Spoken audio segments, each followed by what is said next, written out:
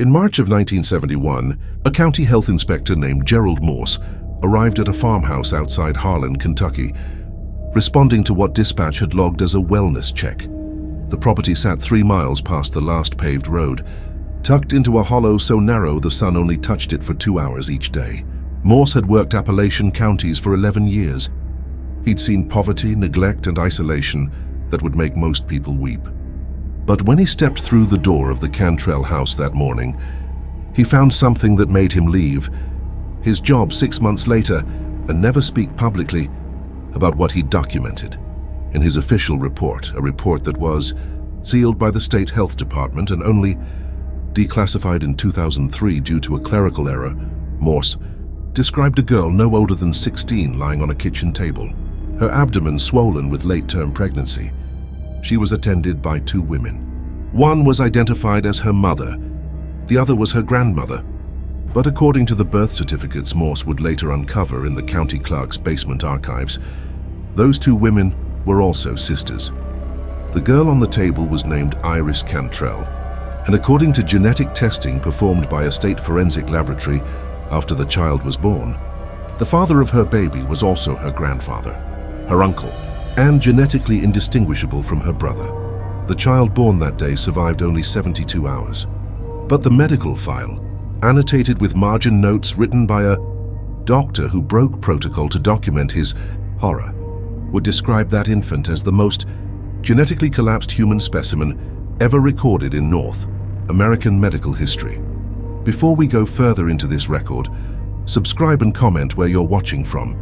It helps keep these buried stories from vanishing entirely. The Cantrell family had lived in Harlan County since at least 1843, according to land deeds filed in the Kentucky State Archives. The original patriarch, Ezekiel Cantrell, had purchased 70 acres of hollow land with money no one could trace. Census records from 1850 list him with 1 wife, Mary Cantrell, age 16, but by 1860, the household had grown to include 3 women, all listed with the surname Cantrell. None were recorded as his daughters. All were recorded as wife. For the next century, the Cantrell family would rarely appear in public records. They didn't send children to school. They didn't register births consistently. When they did appear, in coroner's reports, in hospital intake logs, in the occasional welfare case, it was always under circumstances that raised questions no one seemed willing to answer. A deputy sheriff's log from 1923 describes responding to a domestic disturbance at the Cantrell property. When he arrived, he found a man in his 50s standing in the yard with a shotgun refusing entry. The deputy noted that he could hear a woman screaming inside the house, but the man insisted it was a birthing and that outsiders weren't welcome. The deputy left. 3 days later, a burial was recorded at the family cemetery. No name, no age, just the word infant carved into a limestone marker. By the 1950s, the Cantrell family had dwindled. Local postmasters reported that mail was rarely collected. Grocery deliveries were left at the end of the dirt road. The only Cantrell who appeared in town with any regularity was a man named Boone Cantrell, who came into Harlan twice a month to buy supplies and sell ginseng root. He was described by shopkeepers as unsettling, not violent, not loud, just wrong. He never made eye contact. He spoke in half sentences, and when asked about his family, he would smile with too many teeth and say only, "We keep to ourselves."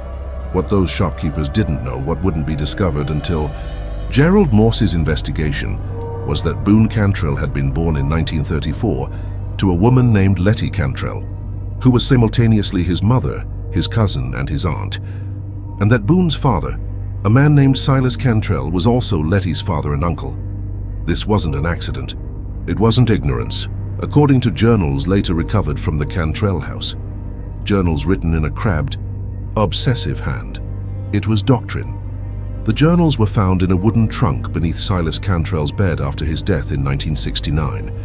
They were written over a span of 40 years, beginning in 1929 and ending just days before he died. The pages are filled with genealogical charts, reproductive schedules, and what can only be described as theological justifications for incest.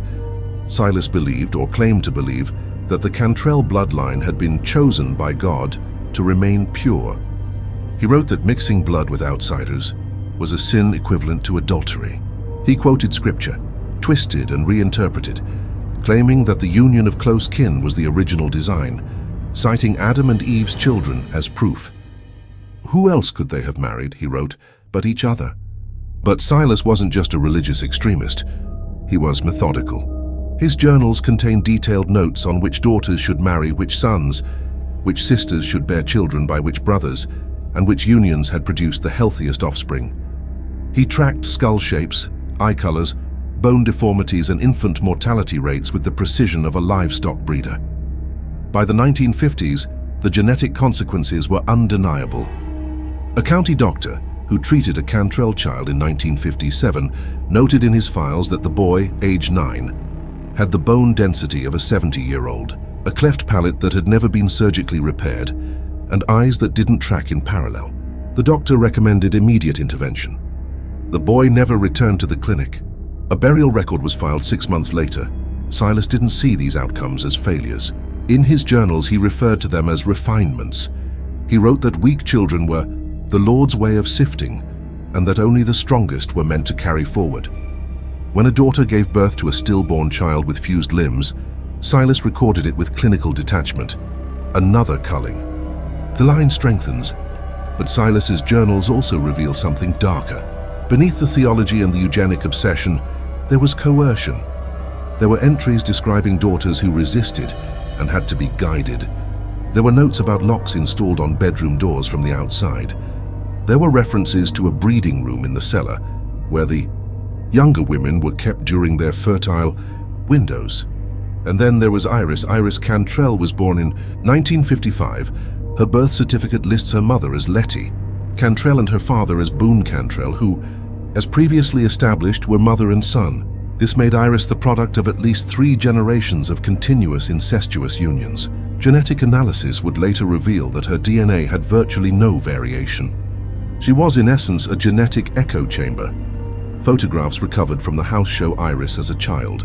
She's thin, with a face that seems slightly asymmetrical. One eye lower than the other, a jaw that doesn't quite align. In every photo, she's unsmiling. In most, she's standing next to Boone, his hand on her shoulder. By the time Iris was 13, according to a journal entry written by Boone after Silas's death, she had been prepared for her duty. Boone wrote that she understood the importance of keeping the bloodline pure, that she had been taught since childhood that outsiders were dangerous, that the family was sacred. But Iris's own diary, found tucked beneath a mattress in the attic, tells a different story. The diary is small, written in pencil on the blank pages of an old ledger. The handwriting is shaky, childlike. Most entries are short. Mama won't look at me anymore. Boone says I'm special, but I don't feel special. I heard the baby crying in the cellar, but Mama says there's no baby. The last entry, dated February 1971, is longer. I'm sick all the time now. My belly is big and it hurts to walk. Boone says the baby is a blessing, but I don't want it. I don't want any of this. Grandma says I'm ungrateful. She says I should be proud, but I'm not proud. I'm scared.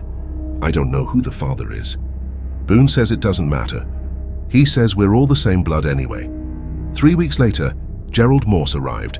Morse's official report is clinical, but the notes scribbled in the margins reveal his psychological state. He describes entering the house and immediately noticing the smell, like rotten meat and kerosene. He describes the kitchen, where Iris lay on a wooden table covered with stained sheets. He describes the 2 women attending her, Letty and an older woman identified as Nola Cantrell, Letty's mother and sister. When Morse asked about medical care, Letty told him they handled things ourselves. When he asked about the father of the child, Nola said, "It's family business." When he insisted on calling an ambulance, Boone Cantrell appeared in the doorway with a rifle and told him to leave. Morse left, but he didn't go far. He returned to his car, drove half a mile down the road and radioed for backup. 2 sheriff's deputies arrived within the hour. When they returned to the house, Boone was gone.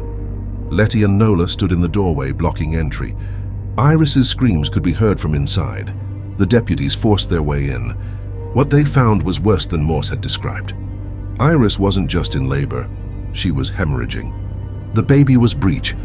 Letty and Nola had been attempting a home delivery, using methods that might have been acceptable in the 1800s, but were medieval by 1971 standards. An ambulance was called. Iris was rushed to Harlan County General Hospital.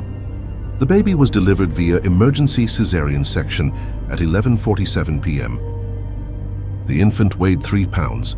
She had a partially formed skull, fused fingers on both hands, and a heart defect so severe that the attending physician later said she should never have survived the birth. Her eyes were open, but they didn't move. Her limbs twitched irregularly. She made no sound. A neonatal specialist was called in from Lexington. He took one look at the child and requested a genetics consult. Blood samples were drawn from Iris from the infant, and after a court order from Boone Cantrell, the results were processed at the University of Kentucky Medical Center. When the geneticist saw the report, he called his supervisor. His supervisor called the State Health Department. The State Health Department sealed the file. The full genetic analysis wasn't made public until 2003, when a researcher named Dr. Marion Vess obtained a declassified copy through a Freedom of Information Act request. Dr. Vess, who specializes in consanguinity and genetic disease, published a paper summarizing the findings in the Journal of Medical Genetics. The paper was later retracted under pressure from the Kentucky State Board of Health, but copies circulated in academic circles for years. According to the analysis, Iris Cantrell's genome showed a coefficient of inbreeding of approximately 0.42, meaning that 42% of her genes were identical by descent. For context, the child of full siblings typically has a coefficient of around 0.25. Iris's genetics suggested multiple generations of parent-child or sibling unions. The infant's genetics were even worse. Her coefficient was estimated at 0.49.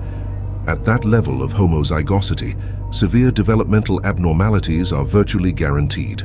The report noted that the child's immune system was severely compromised, her brain structure was underdeveloped, and her organs showed signs of catastrophic genetic load, but the most disturbing finding was buried in a footnote. The geneticist noted that based on the markers analyzed, it was impossible to determine with certainty whether Boone was the infant's father, grandfather, or great-uncle, because genetically, there was almost no difference. The Cantrell family had collapsed in on itself so completely that traditional genealogical relationships no longer applied. Boone Cantrell was arrested 3 days after the birth. He was charged with incest, child abuse, and sexual assault of a minor. Letty and Nola were charged as accomplices. All three refused to speak to investigators. When a court-appointed psychologist attempted to interview Boone, he said only, "You wouldn't understand. You're not chosen." The infant died on March 23, 1971 at 6:14 a.m. Cause of death was listed as multiple organ failure secondary to extreme consanguinity. She was never given a name. Her body was released to the state, and she was buried in an unmarked grave at the county cemetery. Iris Cantrell was placed in state custody. She spent 4 months in a psychiatric facility, then was transferred to a group home in Louisville. Records indicate she struggled with severe PTSD, depression, and suicidal ideation. In 1974, she disappeared from the group home. She was never found. After the arrests, the Cantrell property was seized by the county. An official investigation was launched, led by a state inspector named Harold Pitts. His report, filed in July 1971, describes the property as a monument to human depravity. The house itself was a maze. Rooms had been subdivided with plywood walls. Doors opened into closets. Hallways led nowhere. In the cellar, investigators found the breeding room referenced in Silas's journals, a windowless chamber with a single bed, a bucket, and scratches on the walls where someone had tried to count days.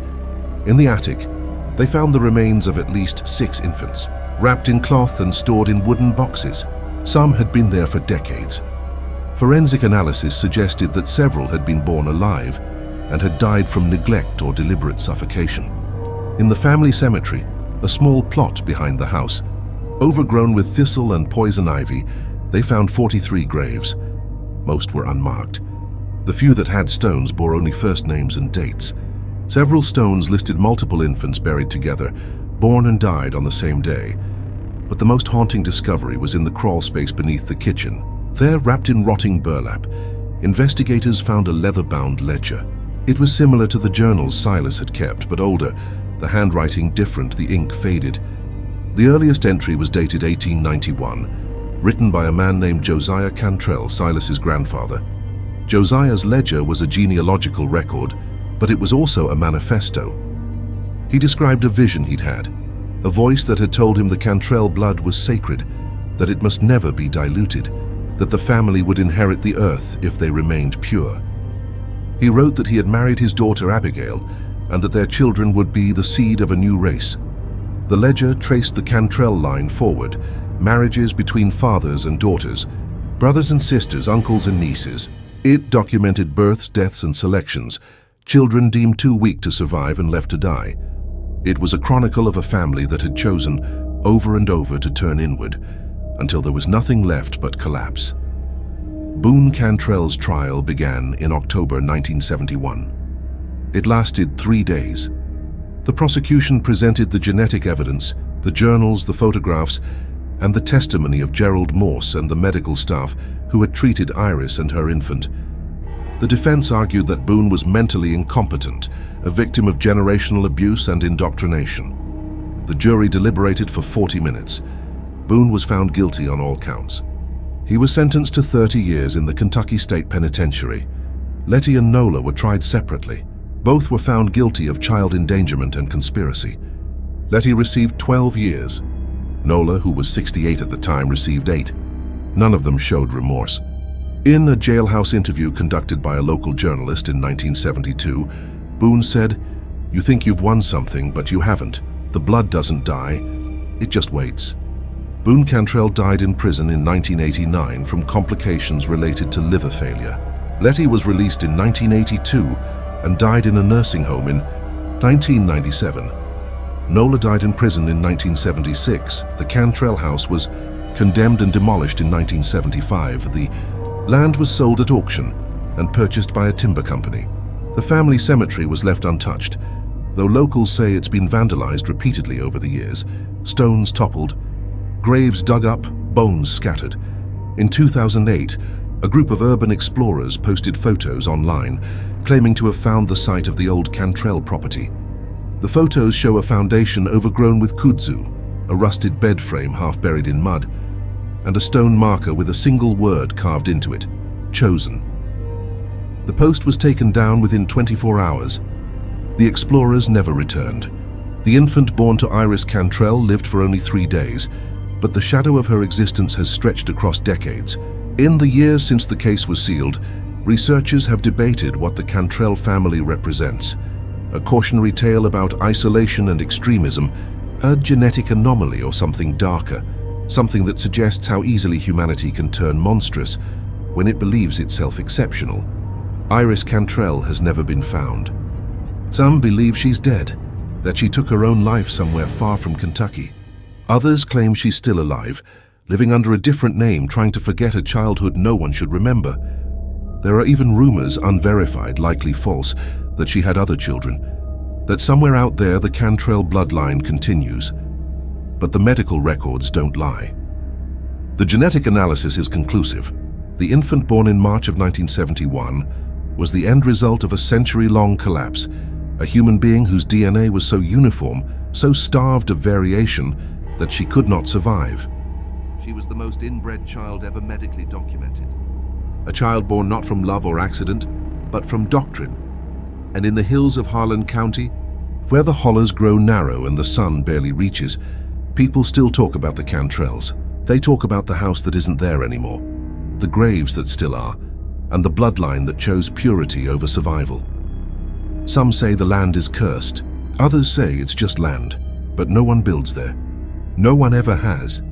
And late at night, when the wind moves through the trees and the darkness is thick enough to feel, people say you can still hear it, a baby crying, somewhere deep in the woods, a sound that never quite fades.